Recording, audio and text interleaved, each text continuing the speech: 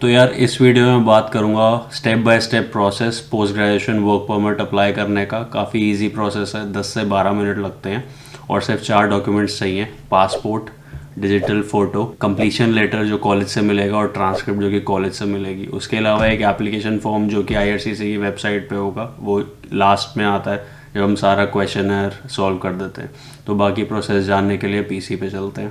तो यार जैसे ही हम लॉगिन करेंगे ये होम पेज आएगा। ये रैंडम अकाउंट मैंने बनाया हुआ है ट्यूटोरियल के लिए, तो यहाँ इसलिए कोई एप्लीकेशन दिख रही है। तो हम क्लिक करेंगे apply to come to Canada, please enter your personal reference code. ये कोई और चीज़ है, किसी को बाहर से स्पॉन्सर होता है उसके लिए, हमारे लिए एप्लीकेबल नहीं है। हम चूज करेंगे visitor visa, study and work permit. What would you like to do in Canada?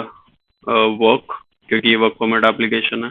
How long are you planning to stay? Make sure you choose temporarily more than 6 months। Select the code that matches one on your passport. तो जो भी आपकी country है, मैं India choose कर देता हूँ।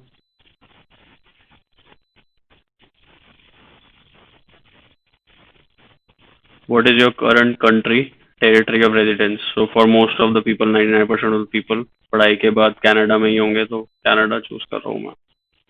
अगर आप किसी और कंट्री में हो, अगर कनाडा से बाहर हो, तो उस हिसाब से चूज करना। You have family member whose Canadian citizen और पीआर? ये भी सब्जेक्टिव होगा, मैं नो चूज कर रहा हूँ। डेट ऑफ बर्थ कुछ भी।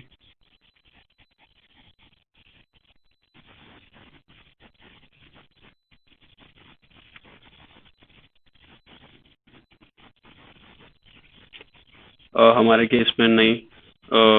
Are you lawfully permanent resident of United States with valid US citizenship? नहीं, मेरे केस में तो नहीं है। मोस्ट ऑफ द केसेस में नो ही होगा। अगर आप हो तो बहुत बढ़िया, ये चूज करना। What is your current immigration? Student. Do you plan to work on campus? No. No choose करना है यहाँ पे, क्योंकि हमारी पढ़ाई खत्म हो गई है और हम ओपन वर्क परमिट के लिए अप्लाई कर रहे हैं। Are you a full-time student participating post-secondary and want to work off campus up to 20 hours per week? यहाँ भी नो चूज करना है, क्योंकि हमारी पढ़ाई खत्म हो चुकी है और हम ओपन वर्क परमिट फाइल कर रहे हैं। Have you recently graduated from participating Canadian post-secondary institution for which your study program was full-time and minimum 8 months? तो इसमें हम येस चूज करेंगे, क्योंकि चाहे पीजी डिप्लोमा हो 1 साल का या मास्टर्स हो, मिनिमम 8 मंथ की तो होती है, तो यहाँ येस करेंगे। Is your work an essential part of studies? अगर कोऑप है या नहीं है, जैसे मेरा भी कोऑप नहीं था, तो नो चूज करेंगे, इससे कुछ फर्क नहीं पड़ता।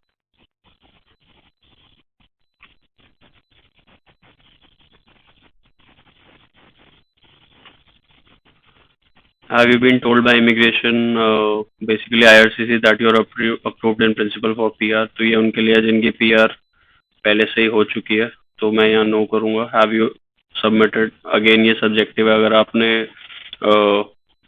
At the time of filing work permit एक PR प्रोफाइल बनाई है एक्सप्रेस एंट्री, तो यहाँ येस करना। मैं नो चूज कर रहा हूँ, क्योंकि मोस्ट ऑफ द स्टूडेंट जब वो वर्क परमिट अप्लाई कर रहे होते हैं तो उन्होंने PR नहीं अप्लाई की होती, तो इसलिए यहाँ पे नो। ये भी again subjective. Do have a return job offer? मेरे केस में मेरे पास था, मैंने येस किया, तो लास्ट में मैंने अपना एम्प्लॉयर ऑफर लेटर डाल दिया था। येस नो इससे कुछ फर्क नहीं पड़ता। अगर आपको पास जॉब है पहले से, वर्क परमिट अप्लाई करने से पहले से ही, जैसे ग्रेजुएट होने से पहले मिल गई, तो बहुत बढ़िया, आप इसको यहाँ डिस्क्लोज कर सकते हो। अगर नहीं भी करोगे, नो करोगे, तो उससे कुछ फर्क नहीं पड़ता। Do have an official letter from your school that confirms you have? So basically they are saying कि आपके पास लेटर ऑफ कंप्लीशन, जो मैंने वीडियो के बिगनिंग में कहा था, और ट्रांसक्रिप्ट है, तो इसमें येस करना ही पड़ेगा। What is your marital status? Again subjective. What is your province of destination? तो जिस भी प्रोविंस से आप अप्लाई कर रहे हो वो चूज करनी है।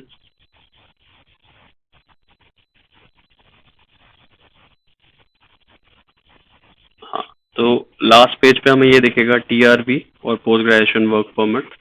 तो I don't know if many of people know, post graduation work permit is not a visa. Post graduation के बाद जब आप काम स्टार्ट करते हो, तो जो आपका वर्क परमिट है वो वीजा स्टेटस नहीं है, इसलिए उसके लिए TRV अप्लाई करना पड़ता है साथ में। तो ये करना ही पड़ेगा, क्योंकि खाली post graduation work permit apply करके अगर आपका स्टडी वीज़ा एक्सपायर हो चुका है तो आप ट्रैवल नहीं कर पाओगे, तो इसलिए टीआरबी भी अप्लाई करना पड़ेगा।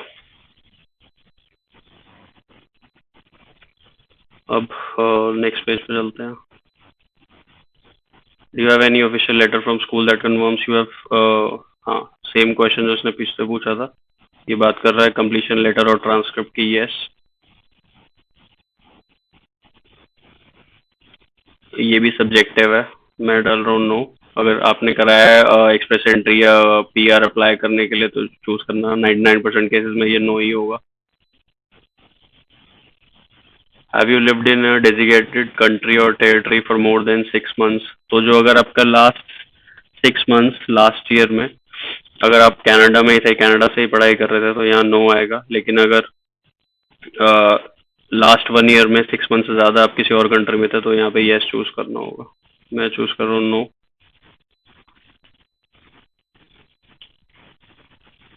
Do you want to work in one of the following jobs? Again ये सब्जेक्टिव है, डिपेंड करेगा किसका क्या कोर्स है।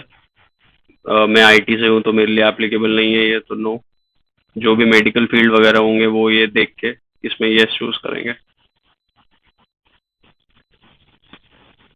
अगेन सब्जेक्टिव,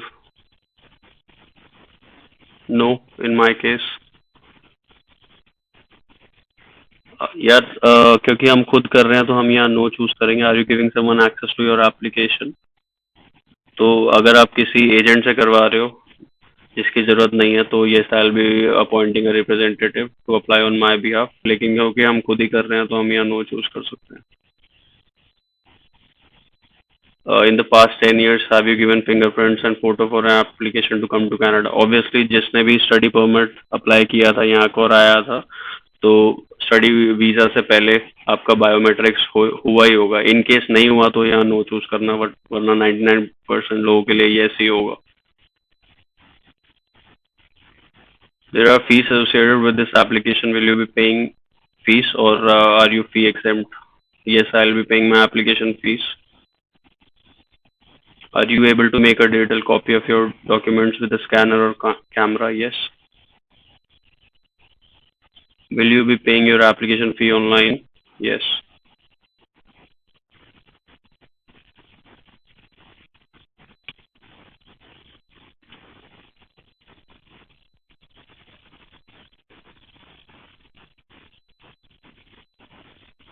तो लास्ट में ये आंसर्स रिव्यू करने के लिए ये यार एक बार ये ध्यान से कर लेना, अगर क्योंकि बाद में ये चेंज नहीं हो पाएगा और इन आंसर से आपकी एप्लीकेशन पे फर्क पड़ सकता है। तो रिव्यू करने के बाद let's continue submitting your application.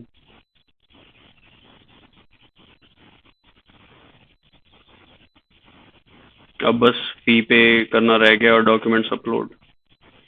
तो यार ये फाइनल पेज है, जब हम सारे डिटेल्स दे देते हैं उसके बाद ये लास्ट में पेज आता है। एक तो ये फॉर्म भरना है हमें, application to change condition, extend my stay और remain in Canada as a worker. ये form,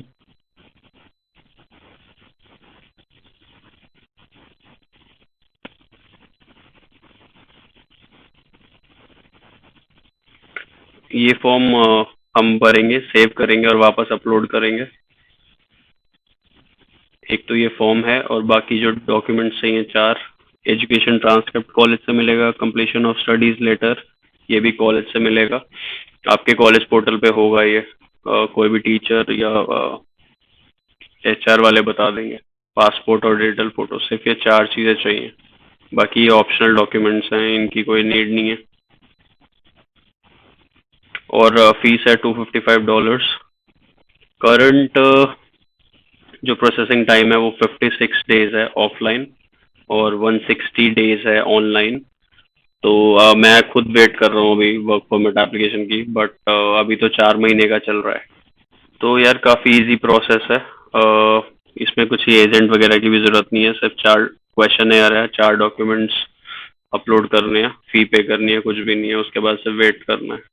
Okay guys, I hope you like the video. If you have any questions or concerns, you can email me or you can reach out to me on Instagram. मैं दोनों के links description में डाल दूँगा और you can comment directly on the video as well.